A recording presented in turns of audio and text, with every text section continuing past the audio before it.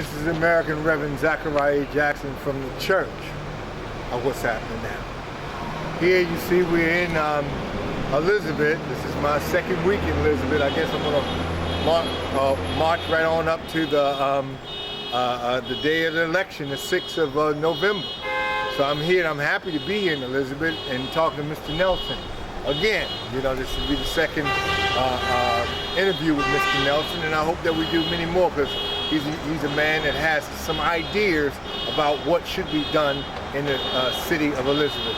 Mr. Nelson, what do you want to talk to people about? Mr. Jackson, I'd like to thank you for giving me this opportunity once again to be a voice for the youth. Yes. And other issues that concern me in our neighborhood. Okay. And quite frankly, we got issues concerning social issues, politically, economically, violence, which is something that really disturbs me and concerns me. Okay. And this is what I want to address today. All right. I want to be able to talk to the youth. Go ahead. Let's give them, we need all the messages we can get. And also, let me not least forget my sort of like friend that I just seen and got acquainted with. Okay. Good brother. And he go by the name of Hal Knight the Shadow. Hal Knight? He's a former boxer from Plainfield? Yes, sir. Yeah, okay. Yeah, I know that name. And also Master Mike from the Fighting Club. Oh, so okay. you know these brothers, they're from Plainfield. Right. And I have gotten this blessing and support. All right. But now, being that I live in Elizabeth, I want to deal with the issues in Elizabeth. Okay. And this is Big Bro coming one more time before you once again to bring awareness to the series of issues that are affecting our neighborhoods. Today is Call Out Day. I have some real social issues and political and economical issues that we need to have a conversation on with the clergymen, pastors, imams, ministers, all denominations. Okay. This building I stand in front of seems to be the only promises for the youth and the young adults. The courthouse. Yes, sir. This building right here. Yeah. And it's like a waiting with welcome arms. Sure. And so this is the new. I see this to be the new modern day industrial plantation, waiting for your free services for the next bidder, and you usually are auctioned off in a way where it's judgment day before the courts. Okay. So it is a serious day in our time that we need to reflect of the past and present. We must drop the guns and the hate. We can no longer blame the other man for everything that we do or lack of doing. Sure. Tell me, where's the honor in taking another life or destroying our neighborhood? Sure. While others sit low-keyed and say, destroy your neighborhood, the less we'll invest in your neighborhood. It's unfair to our children and your children's children to suffer these consequences based on your behavior that's gone unchecked for so long. We can no longer blame others again, as I said. I can't stress this enough. They're setting up businesses in our community, but we can hold some of these companies accountable, especially when we are promised employment for setting up shops in our neighborhoods. Today we have people saying they're going to employ the kids in the neighborhood, and it's not being done. Sure. So it's Call Out Day. Companies like Hudson Supply made these promises. We have Hudson Supply. We have Santos Construction Company. We have J&J Distribution Company, which is a new company. And is that J&J like Johnson & Johnson? No, it's another J. Yes, just triple J. And this is distributor company, and it's clear their preference who they catering to. And I question this. It doesn't seem to have diversity in the workplace. Okay. And they seem to have a preference of what class of people they're looking to hire, because what all these companies have in common, they all seem to be lined up on Trumbull Street, but when you speak to them, it's in a language that you couldn't even interpret unless Okay. you speak the language. Sure, sure. So, again, all these companies on Trumbull Street, and they have no diversity. I'm talking about someone looking the shade darker than I am. Sure. There's discrimination across the board, and it has been a long-standing, unchecked situation in Elizabeth. There should be zero tolerance for these actions. There's a pattern of biased practices, even in renting.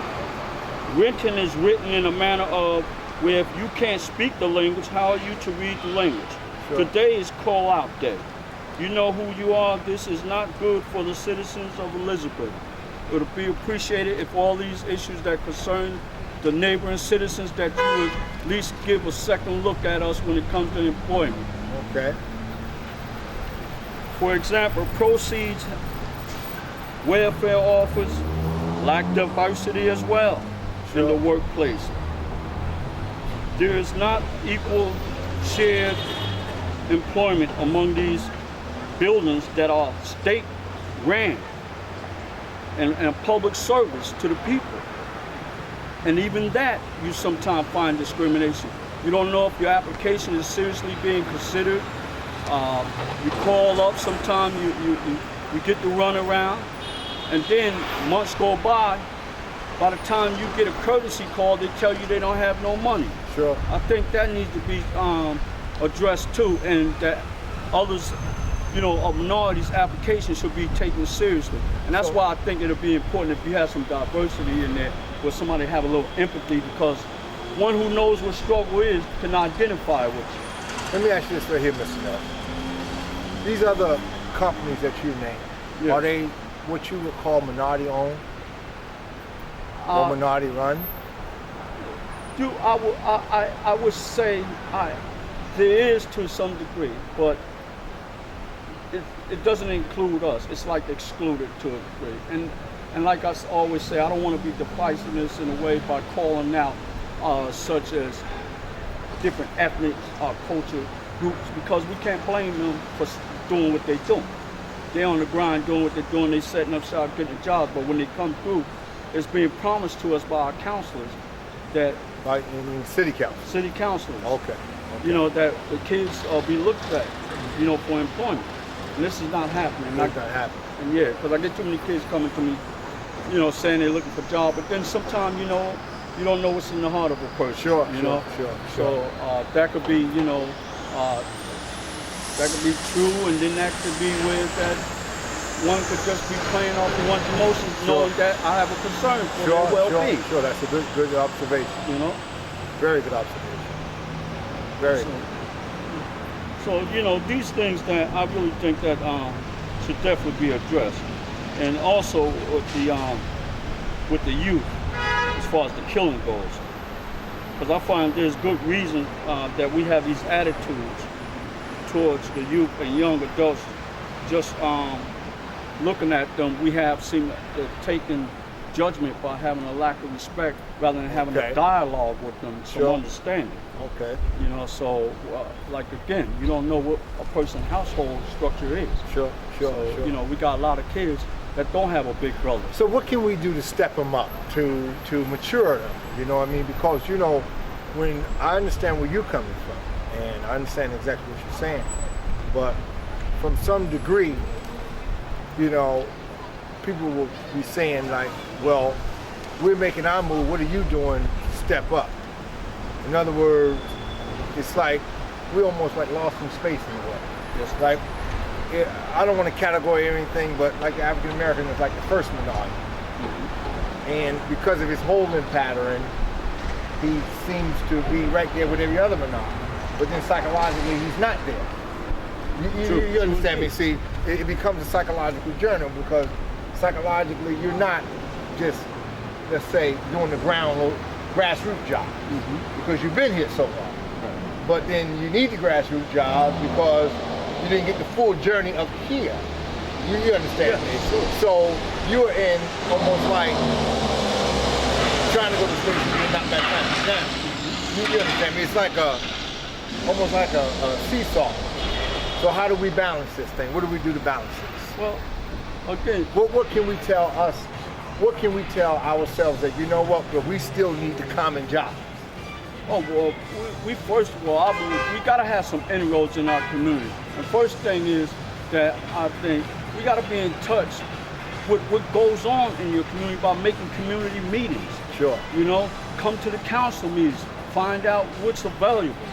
You know, because a lot of times you're left out by a choice that you choose not to involve yourself. Sure. So, you know, again, we are reactors rather than being proactive. Sure. So this is where I come in at, to where I want to get off the sidelines and hopefully if I can capture 2 or 3 of these kids. Okay. And then, but with the help, the aid of city councilmen, as such as those that I spoke to prior to me speaking to you, Councilman Goldman as well, I'm calling out.